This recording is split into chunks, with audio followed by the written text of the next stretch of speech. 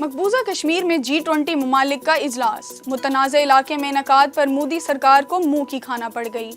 چین کے انکار کے بعد سعودی عرب، مصر اور ترکیہ کی شرکت بھی مشکوک، تاحال رجسٹریشن نہ کرائی۔ بھارتی یونین سیکرٹری آف ٹورزم نے بھی تصدیق کر دی۔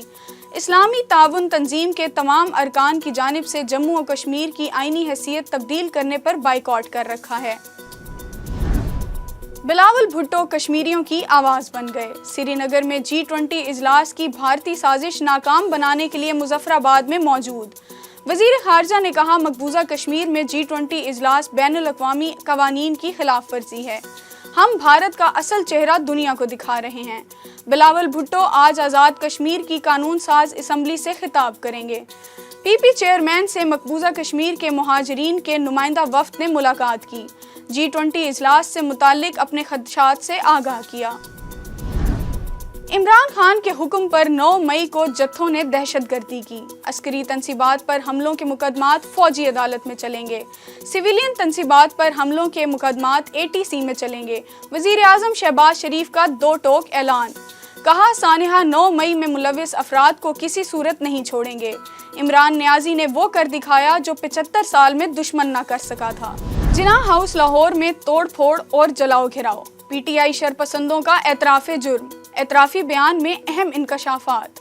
صدر کینٹ وارڈ نمبر 2 کے سینئر نائب صدر نعمان شاہ کارکنوں کو جناح ہاؤس پر حملے کی ترغیب دیتا رہا، اپنے بیان میں شرمندگی کا اظہار کرتے ہوئے معافی مانگ لی۔ ریڈیو پاکستان پشاور کی بلڈنگ کو آگ لگانے والا مرکزی ملزم گرفتار، ملزم موسیٰ خان کی شناخت مختلف فوٹیجز کی مدد سے کی گئی۔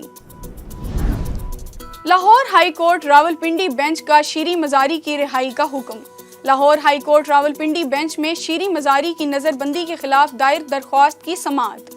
عدالت کی PTI رہنما کو ایسی سرگرمیوں کا حصہ نہ بننے کا بیان حلفی دینے کی ہدایت۔ آڈیو لیکس کی تحقیقات کے لیے جسٹس قاضی فائز عیسیٰ کی سربراہی میں قائم کمیشن نے کام کا آغاز کر دیا۔ اٹارنی جنرل نے کمیشن کی TORs پڑھ کر سنائے۔ کمیشن نے وفاقی حکومت سے مکمل آڈیوز اور ٹرانسکرپٹ طلب کر لیا۔ سربراہ کمیشن جسٹس قاضی فائز عیسیٰ نے کہا کہ جن لوگوں کی گفتگو آڈیوز میں ہے ان کا مکمل نام اور پتہ فراہم کیا جائے۔ کمیشن نے کارروائی پبلک کرنے کا اعلان کر دیا۔ نگران وزیر اعلیٰ پنجاب کے 90 روز کی مدت ختم ہونے کا معاملہ۔ لاہور ہائی کورٹ میں شیخ رشید کی درخواست پر محسن نقوی اور کابینہ کے اختیارات ختم کرانے سے متعلق درخواست پر سماعت۔ جسٹس شاہد کریم نے دلائل سننے کے بعد وفاقی حکومت، گورنر پنجاب سمیت دیگر فریقین کو نوٹس جاری کر دیا۔ آئندہ ہفتے جواب طلب۔ کراچی میں PIA طیارہ حادثے کو 3 برس بیت گئے۔ 22 مئی 2020 کو المناک سانحے میں معروف صحافی انصار نقوی سمیت 98 افراد شہید ہوئے۔ Ansar Naqvi City News Network سے وابستہ تھے۔ واقعے کے مقام پر شہداء کے ایصال ثواب کے لیے فاتحہ خوانی کا بھی اہتمام۔ شہدائے پاکستان کی بے لوث قربانیوں کو خراج تحسین پیش کرنے کے لیے 25 مئی کو یوم تکریم شہدائے پاکستان منانے کا فیصلہ۔ یوم تکریم شہدائے پاکستان میں ملک بھر میں ہونے والی تقریبات کو نمایاں انداز میں پیش کیا جائے گا۔ یوم تکریم کا مقصد شہداء کی لازوال قربانیوں کی یاد تازہ کرنا ہے۔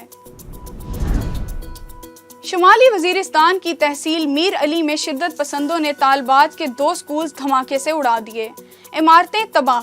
DPO کے مطابق کسی قسم کا جانی نقصان نہیں ہوا۔ گورنمنٹ گرلز مڈل سکول حصو خیل اور گرلز مڈل سکول نور جنت گل کو شدت پسندوں نے رات گئے بارودی مواد سے تباہ کیا۔ ملزموں کی تلاش جاری۔ ملک کے میدانی علاقے شدید گرمی کی لپیٹ میں، سورج آنکھ دکھانے لگا۔ محکمہ موسمیات نے آج شام سے گرمی کی شدت میں کمی کی نوید سنا دی۔ مغربی ہوائیں داخل ہونے کے بعد آج سے 26 مئی کے دوران اسلام آباد، پنجاب، خیبر پختونخوا اور کشمیر میں بارش کا امکان۔ بلوچستان میں بھی تیز ہوائیں چلنے کے ساتھ بارش کی توقع۔ ہیپی برتھ ڈے سرفراز احمد۔ قومی کرکٹ ٹیم کے سابق کپتان اور وکٹ کیپر 36ویں سالگرہ منا رہے ہیں۔ پاکستان کو چیمپئنز ٹرافی جتوانے والے مایہ ناز کھلاڑی سرفراز احمد آج 36 برس کے ہو گئے۔